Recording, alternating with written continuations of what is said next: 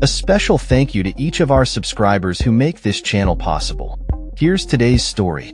In a significant development in the ongoing conflict between Israel and Hamas, the militant group has announced the release of 3 Israeli hostages as part of a prisoner exchange deal.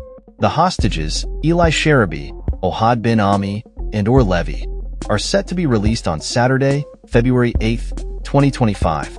This announcement comes as part of a ceasefire agreement that has already seen the release of 18 Israeli hostages in exchange for 383 Palestinian prisoners held by Israel. The continuing hostage situation remains a central issue in the ongoing conflict, which has seen devastating casualties on both sides. Eli Sharabi, aged 52, was taken from Kibbutz Be'eri alongside his brother, Yossi, who has since been confirmed dead. Tragically, his wife and 2 daughters were also murdered during the initial attack. Ohad Ben Ami, 56, was kidnapped from the same kibbutz while his wife, Raz, was later released by Hamas. Or Levy, 34, was abducted after fleeing the Nova Music Festival with his wife, Inav, whose body was later discovered in a bomb shelter where they had sought refuge. The Israeli government, led by Prime Minister Benjamin Netanyahu, has confirmed receipt of the names of the hostages set for release and has informed their families. The ceasefire agreement is expected to culminate in the release of a total of 33 hostages and 1,900 Palestinian prisoners. However, Israel has claimed that 8 of the 33 hostages are already dead, a statement that adds to the complexity of the negotiations.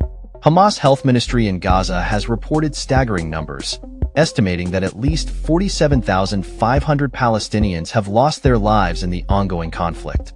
The humanitarian situation in Gaza is dire, with Hamas accusing Israel of obstructing the delivery of much-needed aid.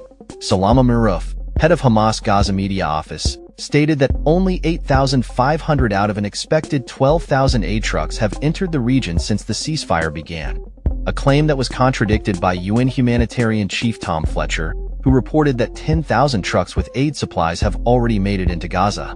The Hostages and Missing Families Forum headquarters has welcomed the upcoming releases, vowing to continue their efforts until all hostages return home. In their statement, they emphasize their commitment to ensuring the safe return of all individuals, whether living or deceased, and proper burial for those lost. This latest development comes amid growing tensions following U.S. President Donald Trump's controversial proposal for a U.S. takeover of Gaza, which has sparked widespread backlash across the region. The proposal suggests relocating Gaza's Palestinian inhabitants and placing the war-torn region under U.S. control, a plan that has been met with fierce opposition from Hamas and other Palestinian groups.